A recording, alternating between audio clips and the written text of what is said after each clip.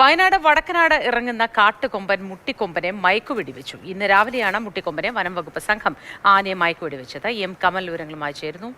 കമൽ, കുറച്ചു ദിവസമായി പ്രശ്നങ്ങൾ ഉണ്ടാക്കിക്കൊണ്ടിരിക്കുകയായിരുന്നു. എന്തുകൊണ്ട് മയക്കുവെടി വെക്കുന്നില്ല, കാട്ടിലേക്ക് കയറിപ്പോയോ തുടങ്ങിയ ആശങ്കകളൊക്കെ പങ്കുവച്ചിരുന്നു. നമ്മൾ ഒടുവിൽ ഇതാ എപ്പോഴാണ് മയക്കുവെടി വെച്ചത്, എന്താണ് ഇനി നീക്കം കമൽ? മൂത്തി കഴിഞ്ഞ 12 ദിവസമായി 80 അംഗ ദൗത്യ സംഘം ഈ ആനയെ പിന്തുടരുകയായിരുന്നു. ഏതാണ്ട് ഒരു മാസം മുൻപ് വടക്കനാട് ഒരാളെ കൊലപ്പെടുത്തിയതോടെയാണ് മുട്ടിക്കൊമ്പനെ മയക്കുവെടി വെച്ച് പിടികൂടാൻ ചീഫ് വൈൽഡ് ലൈഫ് വാർഡൻ ഉത്തരവിട്ടത്. കഴിഞ്ഞ കുറെ വർഷങ്ങളായി വടക്കനാട് കൃഷി നശിപ്പിക്കുന്ന ആനയാണ്. പക്ഷേ മനുഷ്യജീവന് ഭീഷണിയായ സാഹചര്യത്തിൽ മയക്കുവെടി വെച്ച് പിടികൂടാൻ ഉത്തരവിടുകയായിരുന്നു. കഴിഞ്ഞതിന് മുന്നത്തെ ഞായറാഴ്ച, അതായത് ഏതാണ്ട് 12 ദിവസമാകുന്നു ദൗത്യം തുടങ്ങിയിട്ട്. പലതവണ ദൗത്യ സംഘത്തിന് മുന്നിൽ ആന എത്തിയെങ്കിലും വളരെ പെട്ടെന്ന് അവിടെ നിന്ന് ഓടി രക്ഷപ്പെടുന്ന ഒരു സാഹചര്യമാണ് ഉണ്ടായിരുന്നത്. ദൗത്യസംഘം ഒരുപാട് പരിചയസമ്പന്നരായ ദൗത്യസംഘത്തിലെ ആളുകൾ പറയുന്നത് ഇങ്ങനെ ഒരു ആനയെ മുമ്പ് കണ്ടിട്ടില്ല എന്നാണ്. അത്രയും ബുദ്ധിപരമായ നീക്കം, ആ സ്ഥലത്തെ കുറിച്ചുള്ള ധാരണ, അതൊക്കെ കാരണമാണ് ഇതുവരെ ഒരു ദൗത്യം വിജയിക്കാതിരുന്നത്. ഇന്ന് രാവിലെ എന്തായാലും താത്തൂർ മേഖലയിൽ, വടക്കനാടിനടുത്തുള്ള താത്തൂർ വനമേഖലയിൽ വെച്ച് ദൗത്യസംഘം ആനയെ മയക്കുവെടി വെച്ചു എന്ന് സ്ഥിരീകരിക്കുന്നു.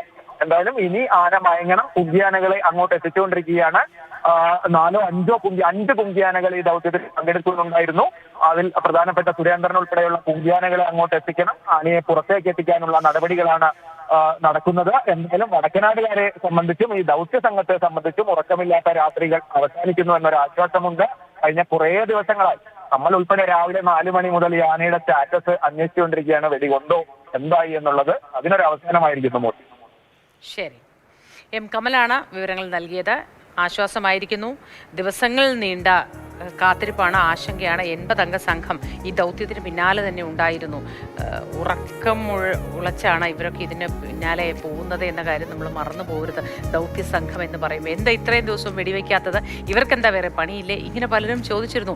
ഈ സന്ദേശങ്ങളൊക്കെ പലതായി എനിക്ക് വരികയും ഒക്കെ ചെയ്യാറുണ്ട്. മുട്ടിക്കൊമ്പൻ എന്താണ് പിടിക്കാത്തത്, വനം വകുപ്പ് ഉദ്യോഗസ്ഥർ ഊർജിതമായി പ്രവർത്തിക്കുന്നില്ല, ഇതൊക്കെ പറയാറുണ്ട്.